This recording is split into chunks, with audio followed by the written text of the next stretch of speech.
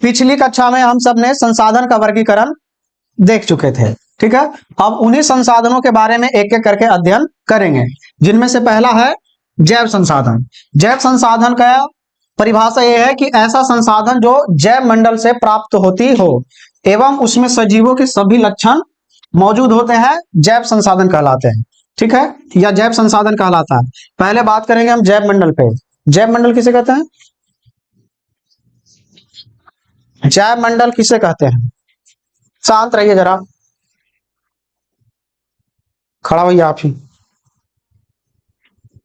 जैव मंडल किसे कहते हैं? इस मंडल में खड़ा होइए आप। जैव मंडल किसे कहते हैं?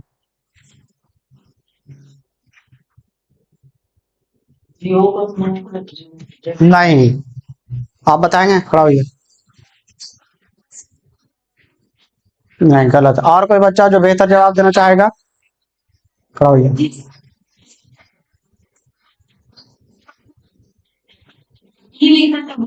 गलत है, बैठ जाइए। देखिए, जल मंडल, स्थल मंडल और वायुमंडल के सम्मिलित रूप को जैव।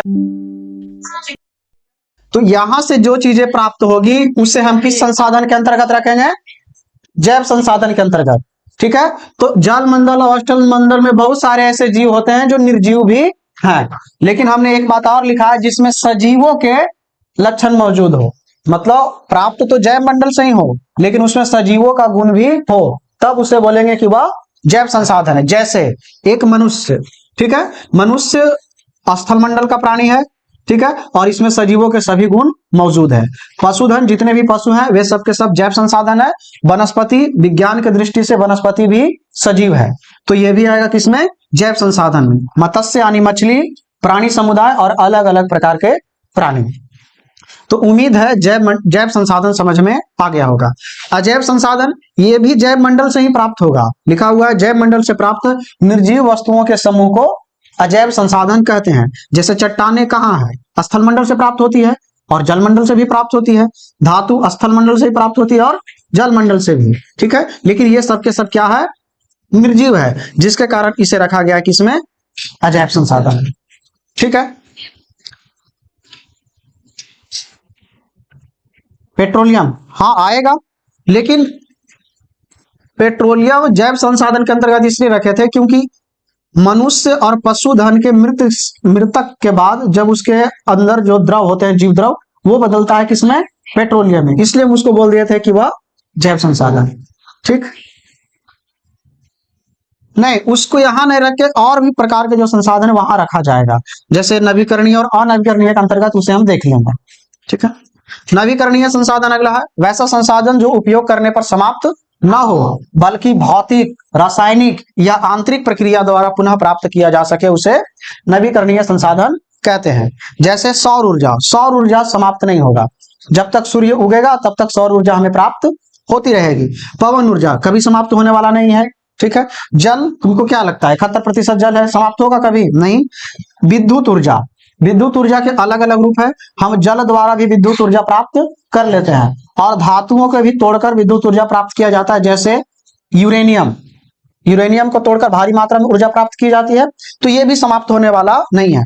जंगल कभी समाप्त नहीं होगा, वन्य प्राणी ये भी कभी समाप्त नहीं होगा। तो जो समाप्त नहीं होगा वो किसमें आएगा?